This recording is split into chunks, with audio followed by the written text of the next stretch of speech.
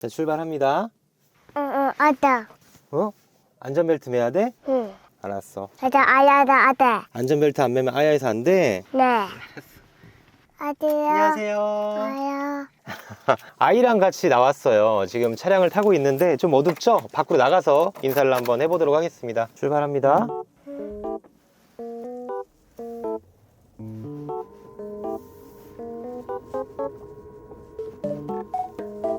차 마음에 들어? 응. 오, 마음에 들어? 응. 엄마 어디? 엄마는 일하러 갔지? 네? 일하러? 아야. 저죠? 엄마 저죠? 엄마 저쪽으로 일하러 갔지? 이거 뭔 차야? 하실 겁니다. 초소형 전기차 세보 CSE. 워낙에 작은 소리라 들릴지 모르겠지만 20km 미만의 속도에서는 보행자나 이런 사람들이 차가 오는지도 모르고 위험할 수 있기 때문에 가상 사운드가 나오고요. 자, 오늘은 이런 초소형 전기차의 장점과 단점에 대해서 얘기를 나눠보려고 합니다. 가격이 엄청나게 저렴합니다. 보조금 받으면 세보 CSE 같은 경우에는 600만 원대에 살 수 있는 지역까지도 있어요. 신차 가격이에요. 왜 가격이 다 다르냐면 환경부 보조금이 나오는데 그 보조금이 지급되는 액수가 지자체별로 다릅니다. 보조금이 많이 나오는 지역은 600만 원대에 사실 수 있고, 보조금이 좀 안 나온다 그러면 700만 원대, 800만 원대, 저렴한 편이죠. 올해 물가가 많이 올랐잖아요. 나 초소형 전기차를 알아보고 있었다 하신다면 조금 서둘러서 구매하시는 게 한 120만 원 정도 아낄 수 있는 방법입니다. 작년에 생산했던 차량들이 몇 대 안 남았는데 출고가 다 되면 이제 가격이 120만 원 올라간다고 합니다. 자, 그렇게 신차를 출고하는 가격이 돈 1000만 원도 안 하는 거죠. 차 가격 자체가 일단은 워낙에 저렴하고요. 단점으로 설명해 드릴 부분이긴 하지만 초소형 전기차는 고속도로를 못 갑니다. 배터리를 넣을 수 있는 공간이 그렇게 많지는 않아서 장거리를 갈 수 있는 차량은 아닙니다. 이렇게 아이와 같이 아이 등원시킬 때 동네에서 마시려고 떨어질 뻔했어? 집 근처에 보통 다니잖아요. 데려다 줄 때도 좋고, 실제로 우리가 차를 이용하면서 아빠. 응? 토끼? 아빠. 응? 눈이 가려졌어? 응. 차라는 것을 글쎄요, 저는 대체적으로 제 지역 안에서만 타는 것 같아요. 멀리 나갈 일이 한 달에 한두 번 있을까? 생각보다 내가 동네에서 이용하는 빈도가 상당히 많아요. 어떤 분들은 출장이 잦거나 장거리 운전을 많이 하시는 분들이 있을 거예요. 그런 분들은 초소형 전기차 정말 안 맞겠죠. 반대로 고급 승용차가 따로 있고 연비가 진짜 장난이 아니야. 물가도 너무 많이 오르고 전기세, 수도세, 가스비에 기름값에 물가는 올라가는데 내 월급은 그대로고, 내가 직장에 돈을 벌려고 근무하러 출근을 하는데 기름을 쏟아 부어가면서 돈을 쓰면서 출근을 해. 이런 생각이 들 때도 있어요. 가성비 있고 유지비가 저렴한 차를 찾다 보면 이런 전기차를 많이 보시게 되는 것 같습니다. 내가 출퇴근 용도야 초소형 전기차가 가장 저렴하죠. 최대 속도는 80km까지 나갑니다. 5030이라는 정책이 있잖아요. 30km 아니면 50km. 생각보다 80km까지도 밟을 일이 없어요. 자, 이게 전기차다 보니까 유지관리 비용이 정말 저렴합니다. 한번 완충하는데, 완전하게 방전돼서 다시 충전하는데 들어가는 비용이 최 500원, 1000원 요 정도 수준밖에 들어가질 않아요. 제가 왜 정확하게 금액을 말씀드리지 못하냐면, 내가 5핀짜리 완속 충전기에 꼽으면 아무래도 그게 충전 시설이기 때문에 가정에서 충전하는 것보단 조금 더 비용이 들어가겠죠. 그리고 가정에서 충전하면 더 쌀 거고, 또 내가 몇 시에 충전하냐에 따라서, 어떤 시간대에 충전하냐에 따라서 전기세가 달라요. 일반적으로 사람들이 많이 전기를 이용하는 시간대, 점심때, 저녁때 전기세가 좀 비쌉니다. 반대로 우리가 자는 시간 있잖아요. 10시, 11시 넘어서는 심야 전기 시간대에는 또 전기세가 저렴합니다. 아파트 지하 주차장에 완속 충전 시설이 있어서 10시, 11시에 꼽아둬요. 아침이면 충전되어 있겠죠. 야, 500원, 1000원으로 100km를 탄다고? 말이 돼? 말이 안 되죠. 그렇게 말이 안 되는 게 전기차의 유지 관리 비용입니다. 전기차다 보니까 엔진이 없잖아요. 승용차 타면서 한 4000km마다 8000km마다 엔진 오일 갈잖아요. 4000km에 5, 6만원 밖에 안 들어가는데 라고 할 수 있지만, 차를 많이 타시는 분들이 이 엔진 오일 가는 주기도 꽤 자주 와요. 지난달에 간 것 같은데 또 갈아야 되네, 이런 경우가 있거든요. 비용도 비용이지만 그 카센터에 가서 내가 차량을 맡기고 엔진 오일 갈 때까지 기다렸다가 이런 시간적인 부분, 돈적인 부분들, 이런 번거로움들이 들어가지 않습니다. 신경 쓸 게 별로 없는 느낌이라고 보시면 돼요. 내가 차를 타면 엔진 오일도 갈아야 되고 뭐 미션 오일도 갈아야 되고 내부적으로 소모품들이 많이 있죠. 그런 소모품들을 갈 일이 없습니다. 자, 그렇다고 아예 뭐 돈이 안 들어갈 건 아니고요. 타이어가 달면 타이어 교체해야겠죠. 워셔액 없으면 워셔액 보충해야겠고, 초소형 전기차 같은 경우는 이런 분들에게 추천을 드립니다. 사회초년생, 돈이 많지 않은데 또 돈을 많이 벌어야 할 때거든요. 저축도 많이 해야 하고 3천만 원, 4천만 원 차량을 사기가 쉽지 않아요. 가격대 600만 원에서 뭐 900만 원 사이에 살 수 있다. 신차 가격 저렴하고요. 유지관리 비용 너무나 저렴하죠. 그래서 사회초년생 분들이 출퇴근 용도나 동네에서 타고 다닐 용도로 타시기에 정말 적극 추천드립니다. 이제 막 면허증을 따고 운전을 하는 거잖아요. 운전이 조금 미숙하거든요. 내가 큰 차를 모는 것에 있어서 부담이 돼요. 차가 워낙에 작기 때문에 컨트롤하기가 수월하고, 또 주차나 이런 부분에 있어서도 마음이 가볍습니다. 어디든 주차할 수 있어요. 그리고 마지막으로, 제가 어렸을 때 아르바이트로 해서 치킨 배달도 해보고 피자 배달도 해보고 배달을 많이 해봤는데, 이 배달하시는 분들께 적극 추천드립니다. 왜냐하면 이 비가 오면 비를 다 맞아야 돼요. 우비 물론 있고 하지만 이 우비 안에는 정말로 습합니다. 장마 때는 진짜 주구장창 비가 오잖아요. 한 달에 한 달 내내 비가 내릴 때도 있는데 비 맞고 일할 필요 없겠고요. 지금 어디 가고 있어요? 이거 어쩌죠? 여기서 오른쪽으로 가야 돼? 왼쪽으로 가야 돼? 어쩌죠? 이쪽? 응. 땡! 어쩌죠? 땡! 딩동댕! 직진할 거예요. 응. 빨간불이면 가면 돼? 가면 안 돼? 아따. 네? 뭐야? 아빠 보여줘. 또 추운 겨울에는 추운 겨울대로 진짜 오토바이 배달 진짜 고생하시거든요. 너무 추워요. 그 얇은 바퀴 2개로 달리는 거잖아요. 눈 온다고 배달 안 하나요? 폭설 아닌 이상은 배달 다 하잖아요. 진짜 위험합니다. 동네에서 내가 치킨 배달, 피자 배달, 뭐 중국집이 됐든 한식집이 됐든 배달하시는 분들 중에 아직도 오토바이를 하고 계시다? 저는 바꾸는 게 좋을 것 같아요. 물론 오토바이라서 조금 더 빨라라는 인식을 갖고 계실지도 모르겠어요. 차 사이로 막 다녀. 근데 사실은 그 차 사이로 다니는 거 불법이죠. 그리고 아주 위험합니다. 아이를 잠깐 내려주고 리뷰를 한번 이어가도록 하겠습니다. 인사해줘. 안녕.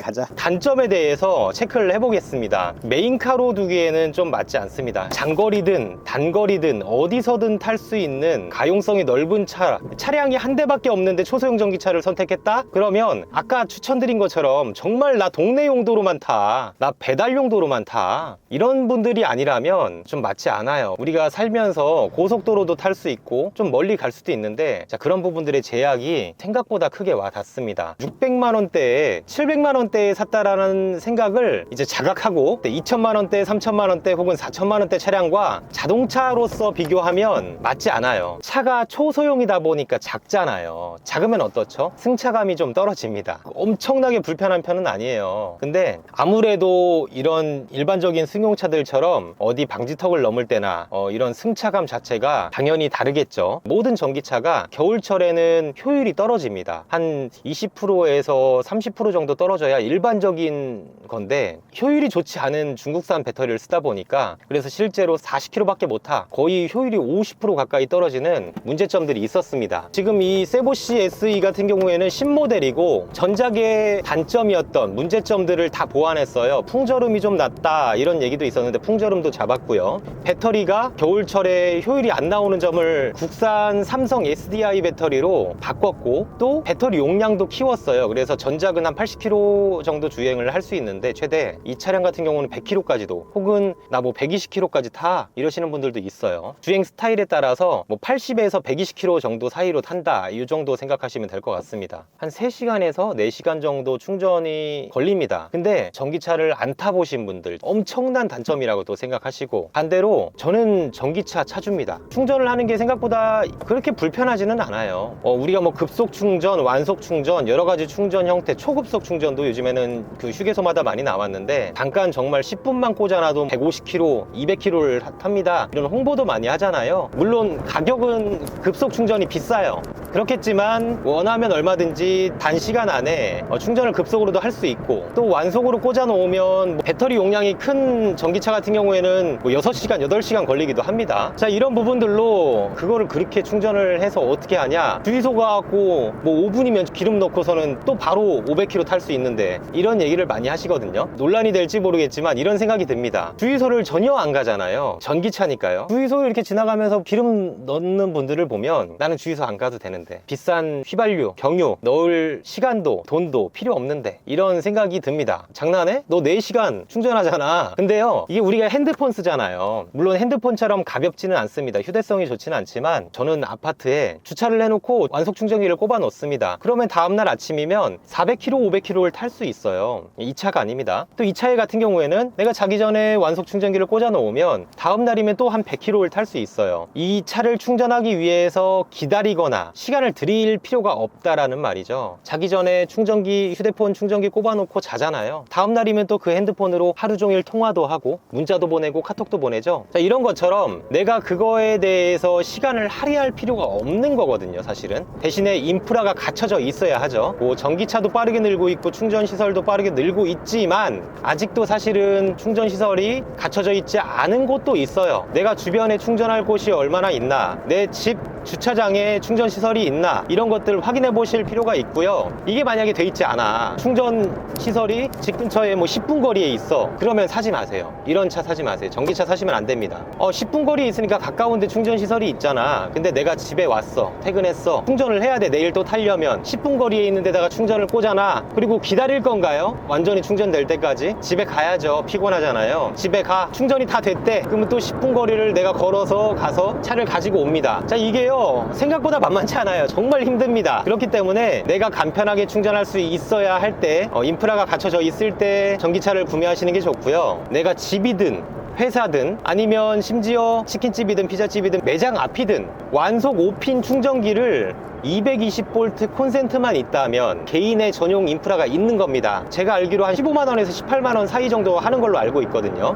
출고할 때 돈을 지불하고 살 수도 있습니다. 내가 아파트 막 7층에 살아, 그럼 못 하잖아요. 내가 예를 들어서 1층 주택에 살아, 선이 좀 짧으면 연장선으로 해서 콘센트 꼽을 수도 있겠고요. 220V로 회사든 집이든 어디든 꼽을 때만 있다면 이제 사시면 됩니다. 출근하러 회사에 가서 내가 이거를 꼽아놓고 기다리는 게 아니라 일할 때 꼽아놓는 거예요. 퇴근하면 어때요? 충전돼 있어서 500km, 400km, 이 차 같은 경우는 100km를 탈 수 있겠죠. 내가 다른 일을 하면서 충전을 하는 거예요. 자, 그런 관점으로 봤을 때는 이 부분이 크게 단점은 또 아닙니다. 그리고 나머지 단점이라고 하기에는 없습니다. 정말로 없어요. 시중에 나와 있는 전기차들을 대변하기 위해서 하는 말이 아닙니다. 지금도 잘 저를 보세요. 몸이 이렇게 통 살짝 튀죠? 지금 노면이 좋지 않거든요. 지금 보세요. 자, 살짝 튀죠? 또 기아 EV6나 아이오닉 5, 아이오닉 6 같은 경우에는 승차감 좋아요. 기가 막힙니다. 5천만원, 6천만원짜리 차인데 승차감이 이러면 안 되죠. 고급차거든요. 100km밖에 못 탄다고? 아니요. 그 차들은 400km, 500km 탑니다. 좋죠. 메인카로 두기에 아주 기가 막힙니다. 초소형 전기차를 얘기하고 있는데요. 자동차라는 시선에서 봤을 때는 상당히 단점이 많은 차입니다. 켜볼게요. 선풍기가 반드시 있어야 합니다. 히터랑 에어컨이 되지 않아요. 무슨 차에 히터랑 에어컨이 안 돼? 하실 수 있는데요. 네, 안 됩니다. 네, 송풍구도 보이지 않죠. 트위즈처럼 에어컨 안 되고 히터 안 되고 이러면 비 안 맞는 오토바이라고 할 수 있거든요. 에어컨 되고 히터 되고 기본적인 것들이 됩니다. 전기차를 리뷰하다 보면 항상 달리는 댓글들이 있습니다. 너 그거 사고 나고 불타고 안 좋은 글 쓰시는 분들이 있는데요. 안 좋은 쪽으로 좀 격하게 댓글 쓰시면 저는 바로 삭제해버리니까 조금 단점을 얘기해 주시더라도 전기차를 타시는 차주분들도 있고 전기차를 애용하시는 분들이 있는데 그런 댓글들 보면 좋지 않겠죠. 조금 유하게 좀 남겨주셨으면 좋겠어요. 대중매체들을 통해서 전기차에 대한 화재 사고들을 접하기도 합니다. 이 전기차라서 화재가 나는 것이 아니에요. 통계적으로 보면 일반 내연기관 차의 차량 화재 사고가 한참 더 많습니다. 야, 너 뭔 소리 하냐? 전기차가 많냐 내연기관 차가 많냐? 보급된 대수 자체가 다른데 맞죠? 그 얘기 맞습니다. 제가 하고 싶은 말은 뭐냐면, 자, 자동차 화재가 전기차에서만 일어나는 것은 아닌데, 전기차가 새롭게 떠오르고 있고 이 배터리에 열화성 물질을 갖고 있다 보니까 조금 더 사람들이 눈길이 갈 만한 승용차가 사고가 났습니다. 불이 났고요. 불이 붙어서 차량이 전소가 됐습니다. 이것과